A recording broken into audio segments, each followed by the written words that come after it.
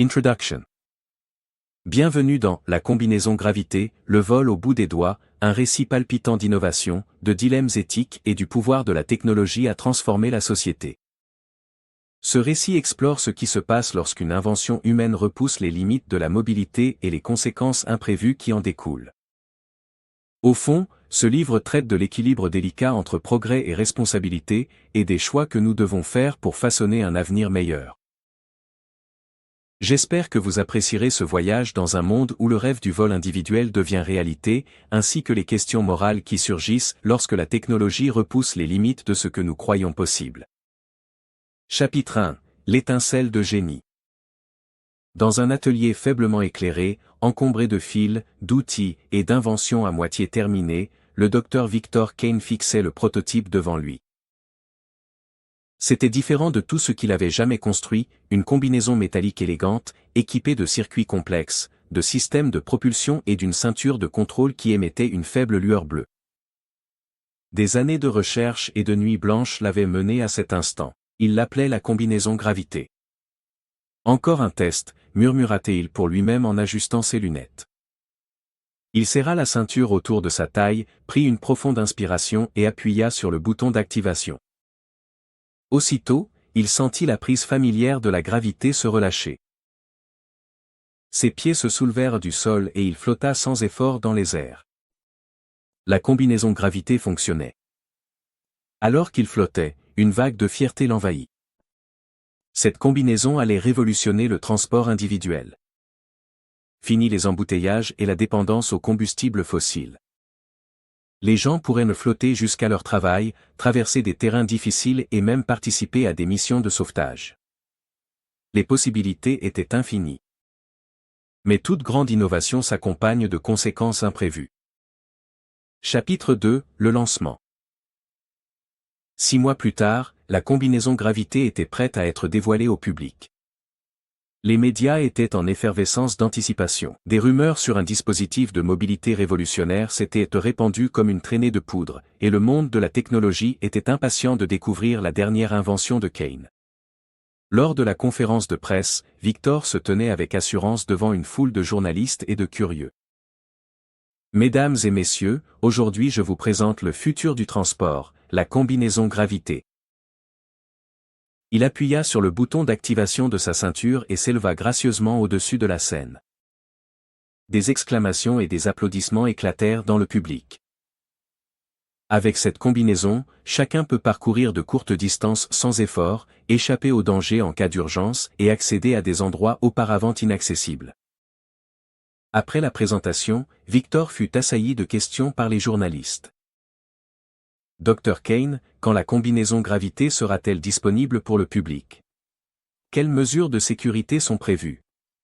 Prévoyez-vous de vendre la technologie au gouvernement? Victor répondit aux questions avec assurance. Il savait que le monde entier le regardait, et il voulait que son invention soit une force au service du bien. Mais dans l'ombre, tout le monde ne partageait pas ses nobles intentions. Chapitre 3. Les ombres de l'intérêt.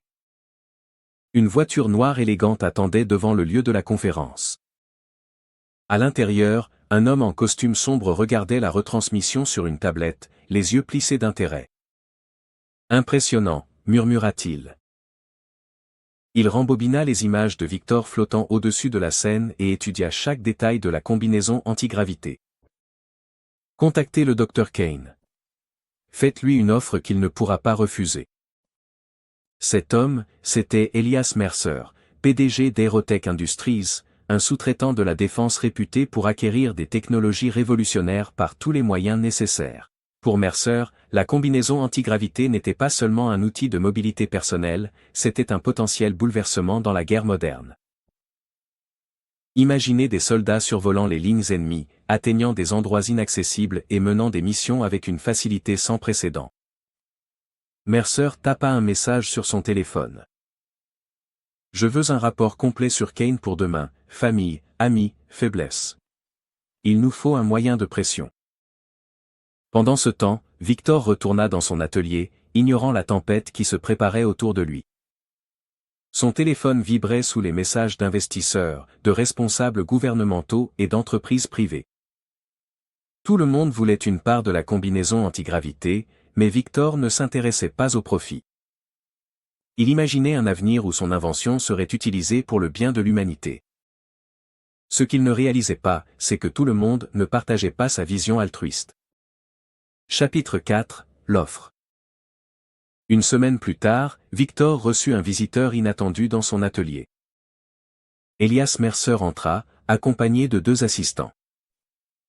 « Dr Kane, je suis Elias Mercer. Puis-je vous parler un instant ?» Victor acquiesça avec méfiance. Mercer ne perdit pas de temps. « Je représente Aerotech Industries. Nous sommes très intéressés par votre combinaison gravitationnelle. Je suis prêt à vous offrir 500 millions de dollars pour les droits exclusifs sur la technologie. » Le cœur de Victor s'emballa. Un demi-milliard de dollars.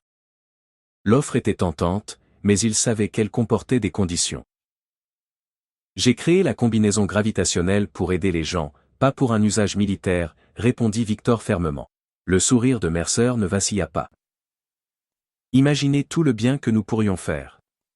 Imaginez des missions de sauvetage dans des zones de guerre. De l'aide humanitaire acheminée jusque dans les endroits les plus reculés. Victor secoua la tête. Et imaginez les dégâts que cela pourrait causer entre de mauvaises mains. Mercer se pencha en avant. Tout a une double fonction, Dr Kane. Il vaut mieux contrôler la technologie que de la laisser tomber entre les mains de ceux qui pourraient en faire un mauvais usage. Victor resta sur ses positions. Je suis désolé, monsieur Mercer. La réponse est non. Les yeux de Mercer s'assombrirent. Vous regretterez cette décision. Chapitre 5. Le braquage. Les semaines passèrent, et Victor se concentra sur le perfectionnement de la combinaison à gravité. Mais il ne pouvait se défaire de l'impression d'être surveillé. Tard un soir, ses craintes se confirmèrent. Son système de sécurité l'alerta d'une effraction dans l'atelier. « Ne bougez plus », cria Victor, brandissant une arme de fortune. Mais les intrus étaient rapides et bien entraînés. Ils se déplaçaient comme des ombres, désactivant caméras et capteurs avec une aisance habituée. Victor tenta d'intervenir, mais il était surpassé. Les voleurs s'emparèrent des prototypes de la combinaison à gravité et disparurent dans la nuit. Le lendemain matin, la presse annonça qu'Aerotech Industries dévoilait une nouvelle exocombinaison militaire, étrangement similaire à la combinaison à gravité. Mercer avait volé son invention, et pire encore, il la commercialisait déjà auprès des agences de défense du monde entier. Victor était dévasté, mais il n'était pas prêt à abandonner. Chapitre 6, la résistance. Déterminé à récupérer son invention, Victor entra dans la clandestinité. Il entra en contact avec un groupe de hackers éthiques et d'inventeurs qui partageaient sa vision d'une technologie au service du bien. Ensemble, ils lancèrent le projet Gravity, un mouvement citoyen visant à développer une version open source de la combinaison à gravité. Leur objectif était de démocratiser le vol individuel et d'empêcher les entreprises de monopoliser la technologie. Le projet Gravity gagna rapidement du terrain. Des personnes du monde entier rejoignirent la cause, construisant et améliorant leur propre combinaison.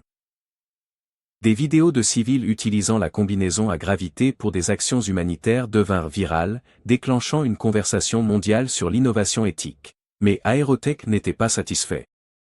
Mercer envoya ses agents pour retrouver Victor et mettre fin au projet Gravity. Chapitre 7, l'affrontement.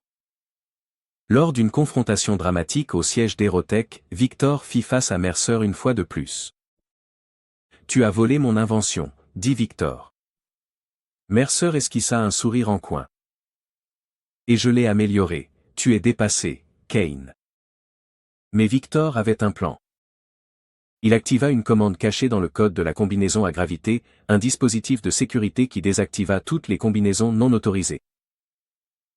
Mercer regarda, horrifié, alors que les combinaisons de ses soldats s'éteignaient en plein vol. « Tu ne gagneras jamais, grogna Mercer. Victor sourit. Il ne s'agit pas de gagner. Il s'agit de faire ce qui est juste. Épilogue, une nouvelle aube. Quelques mois plus tard, la combinaison à gravité en open source était devenue un phénomène mondial. des personnes de tous horizons construisaient et amélioraient les combinaisons, les utilisant pour des actions humanitaires, des secours en cas de catastrophe et la mobilité personnelle. Victor Kane avait réalisé son rêve. La combinaison à gravité n'était pas qu'une invention. C'était un symbole de liberté, d'innovation et de responsabilité éthique. Alors qu'il regardait un groupe d'enfants léviter joyeusement dans un parc, Victor ressentit un profond sentiment d'accomplissement. Le monde était plus léger, non seulement en gravité, mais aussi en esprit.